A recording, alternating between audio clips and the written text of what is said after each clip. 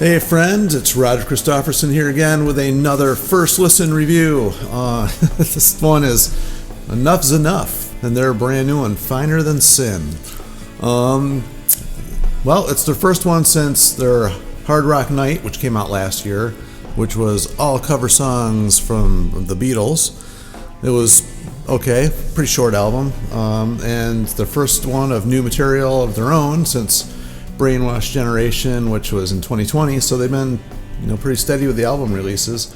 They had one before that called Diamond Boy. That was the first one that had Chip Z'nuff, being if I could talk, taking over lead vocals. Donnie V left after they did their album Clown's Lounge. So I actually don't remember or didn't even know if I knew what the reason was for them splitting up. They had actually been the driving force, just the two of them, pretty much since their debut. The first album came out in '89, but they had a couple, independent releases before that. I actually remember seeing them on the Howard Stern show back when it was on like the E! Channel or something, and they were doing some house party, playing acoustic guitar, and they were singing Nowhere Man and I think New Thing. And I thought, oh, this band's pretty cool. So, went out and got their album, loved it. Strength, the album after that was cool. And then I think that's when the lineup changes started. And they've had somewhere around 20 members in the band, including just touring people as well. Not all of them recorded albums, but somewhere around 20. I don't know, I didn't count it all up, but it's a lot of people to have come and go. But you always had, Chip and Donnie as the driving force, the songwriters. And, Donnie's had a unique vocal style that I always really liked, and the harmonies, they always kind of got compared to their Beatles with their songwriting and their harmonies.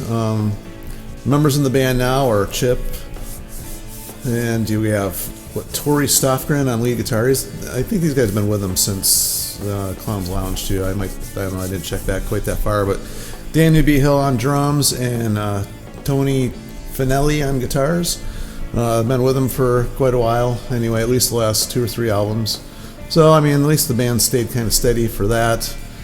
Although, I do have to say, before I even start going over this album, that that Chip is no Donnie. He does a pretty good job singing, but if you've ever heard him talk, Chip that is, his voice is just deep and gravelly. Now, Donnie's voice is completely different. He has the style about his singing that's just very unique. However, when you listen to like Donnie's solo stuff compared to this stuff, you can tell where the influence leaned a lot towards Chip, and you can tell that a lot of the songwriting came from him. Just if you listen to it, I imagine.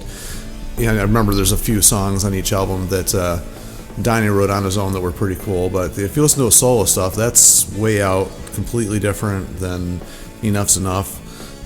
It's weird because Chip Z'nuff just did a solo album here, a year or 2 ago? I don't remember now, but that sounded exactly like the stuff he's doing with Enuff Z'nuff, at least to me. So I don't know, it just seems strange that they all of a sudden decided they had to do another Enuff Z'nuff album. And I wish they hadn't rushed this one out, because I just got done listening to it here a couple times, and it's not enough. I don't know. It starts out with a song called Sound Check, and when I was first listening to it, I'm like, what the heck's going on? When's the singing going to start? And then I realized, it's an instrumental. It's about just a little over 2.5 minutes long. Then it starts into another song called Catastrophe. And one thing I've noticed about since Donnie has taken over, his vocals are mixed, or just processed. They're mixed low, and they're extremely processed. And it almost sounds like he's being not only doubled on everything, but maybe even, tripled and quadrupled. And it seems like there's always a harmony or something going on in the background, even when he's just singing the main parts. They always had big harmonies anyway, but, above and beyond that.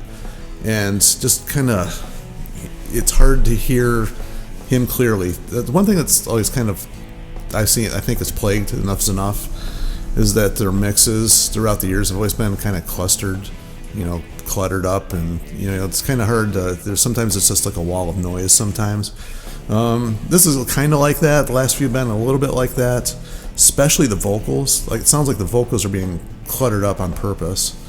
I mean, the lead guitar, drums, and bass are all clear, but all the rhythm stuff in the background, it seems like there's a lot of noise there, just trying to fill up space. This one does have a lot of like keyboard orchestration going on in the background too, which I liked. It added to the songs. I thought it helped lift them up a little bit. Although there's not a single song on this album that I would consider a single. And they've always been kind of like a pop band. They've always been, rock, but they've always had that pop element, kind of like, Cheap Trick was kind of rock, but they always had like, catchy songs and memorable lyrics. And, I always they reminded me a lot of Cheap Trick for that aspect, but they also had a lot of Beatles influence, and you hear that, starting right in. Steal the Light's the third song on here, which is okay song, just really doesn't do a whole lot. It's good mid-tempo rocker. I guess a little bit more upbeat than mid-tempo. Lost and Out of Control. That one, it's reminded me of like a Wings song, like Live and Let Die. That fast part in Live and Let Die, it kind of reminded me of that. Which doesn't surprise me because Enuff Z'nuff has never made it a secret he's a huge Beatles fan. Intoxicated, the next song, was decent. Nothing bad about that. Just same old though. And Hurricane was kind of cool. I'll give him that one. That one had it's a little bit slower, heavier song, and it had a lot of stuff going on, a lot of orchestration in the background that really helped build that song up well. I did like that one. Trampoline was kind of made me laugh because it's the same riff as Talk Dirty to Me or She's Tight, just not as fast. It's like, really? Really? You're going to use that? That's like probably the most recognizable riff out there. Like one of the most. It's not, Smoke on the Water or A Whole Lot of Love, but you hear that riff, that it's only one of two songs. It's always those two. It's the same thing, just slower. It's like, come on. And the song's okay after that, but seriously, I just couldn't get over that riff. That was kind of like, seemed a little, I don't know, cheesy. Temporarily Disconnected was okay. Heard a little bit of Beatles-y stuff going on there, but it's basically just the same thing. Nothing really sticks out. Nothing really grabbed me. Just just a wall of sound and a wall of vocals going on, and then it leads into God Save the Queen. And my only question is why? Why this song? Why do we need to hear a cover of this song ever from another artist ever again? They didn't do anything with it. It just sounds like them playing the Sex Pistols. So okay, I was like, whatever. And then it goes into Reprise, which is a little over a minute long, which is basically the first song all over again, just fading out. So as you can tell, I wasn't super excited, even though I listened to it a couple times, just try to give it a chance. I don't know, man. What the heck? You got basically 7 new songs, 8 if you want to count. The first one and the last one is one song as an instrumental. Nothing against instrumentals. It just seemed really odd to start an album with an instrumental, and then just a wasted cover song in there. Man, I don't want to rate this too low or too high. If I were to say it, I'd say somewhere about a 5 or 6. Yeah, there's nothing. The playing's good. They're very capable musicians, but the songs are just not there. They're just not there. And I don't know if Donnie will ever come back to the band or whatever, but it's missing him. It really is. At least in the song category. Maybe should help write the songs or something. I don't know. It's just really disappointed with this one, but I don't know.